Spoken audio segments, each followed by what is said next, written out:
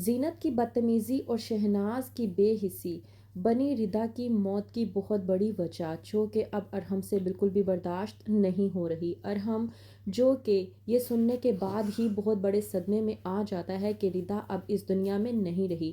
یہ جاننے کے بعد جب وہ اپنے گھر جاتا ہے تو جیسے ہی گھر میں داخل ہوتا ہے، زینت اور شہناز کی باتیں سن رہا ہوتا ہے۔ جب زینت کہتی ہے کہ اللہ کرے یہ لڑکی ردا مر ہی جائے، یہ مر جائے گی تو ہی یہ میرے شوہر کا پیچھا چھوڑے گی، ورنہ یہ میرے شوہر کا پیچھا چھوڑنے والی نہیں ہے۔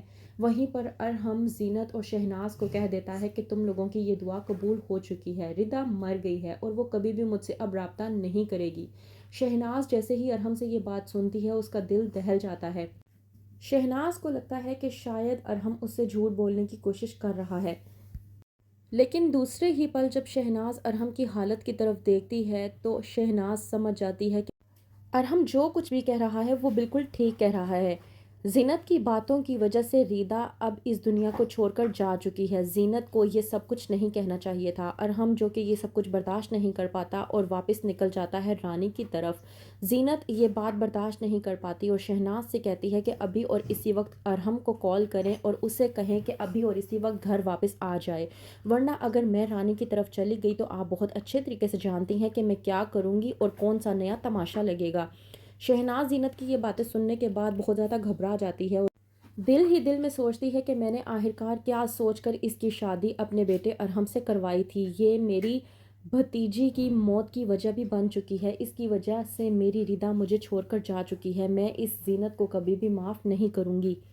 دوسری طرف ثاقب جو کہ ردا کی موت کو برداشت نہیں کر پا رہا، کہتا ہے رانی سے کہ میں نے زینت کی باتوں کو سچ سمجھ کر ردا کی ایک بات نہیں سنی اور اس پر الزام تراشی کی اور اسے بے انتہا باتیں سنائی، اسے ڈانٹا، جس کی وجہ سے میری بہن مجھے چھوڑ کر جا چکی ہے۔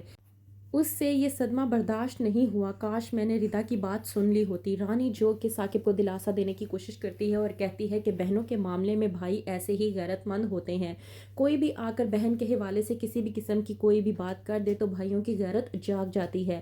آپ نے کچھ انہونی نہیں کی، آپ نے بھی وہی کیا ہے جو کوئی اور کرتا، اس لیے آپ کو گلٹی فیل کرنے کی کوئی ضرورت نہیں ہے۔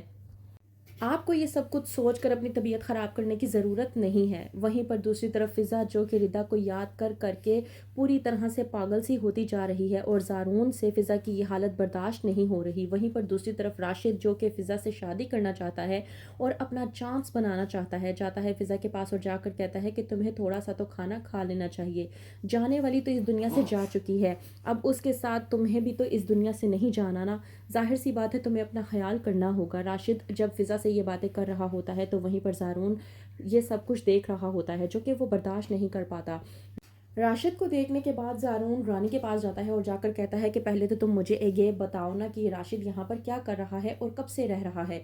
کہتی ہے رانی کہ یہ بات جا کر تمہیں ثاقب سے پوچھنی چاہیے، کیونکہ ثاقب کی اجازت کی وجہ سے ہی یہ یہاں پر رہ رہا ہے۔ زارون برداشت نہیں کر پاتا اور غصے میں آ کر رانی سے کہتا ہے یہ سب کچھ جاننے کے باوجود کہ یہ انسان کتنا گھٹیا ہے، اس کے باوجود تم لوگ اسے اپنے گھر میں کیسے رکھ سکتے ہو۔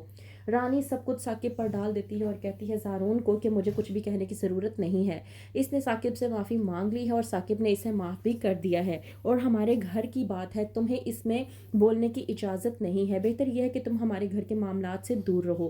زارون جو کہ فضا کو لے کر پریشان ہو چکا ہے کہ راشد کی موجودگی میں اب فضا کی زندگی اور اس کا جینا پھر سے محال ہو جائے گا۔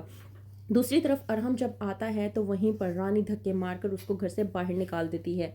تو کیا کرے گا ارحم؟ ردا کی موت کا بدلہ زینت سے طلاق لے کر لے گا؟ جاننے کے لیے دیکھتے رہیے ڈرامہ سیریل شکنجہ۔